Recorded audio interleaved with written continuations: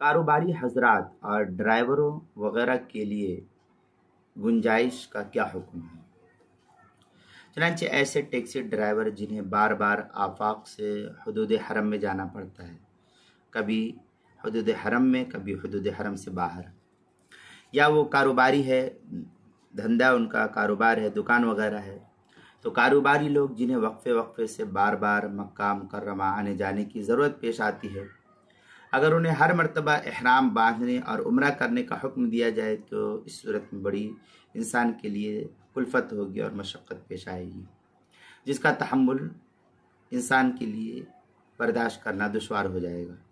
اس لیے ایسے حضرات کے لیے گنجائش ہے کہ وہ مذہب شافعی وغیرہ پر عمل کرتے ہوئے ہر مرتبہ مکہ معظمہ آتے جاتے احرام نہیں باندھیں گے۔ البتہ جب عمرہ یا حج کے ارادے سے آئیں تو پھر ان کے لیے بھی احرام باندھنا ضروری ہوگا۔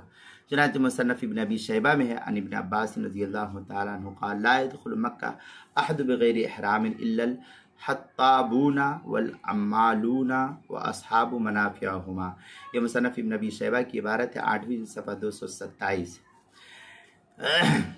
اوجز المسالک میں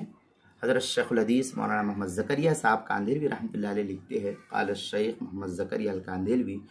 نقلا عن الامام موفق ابن قدامہ القسم الثانی من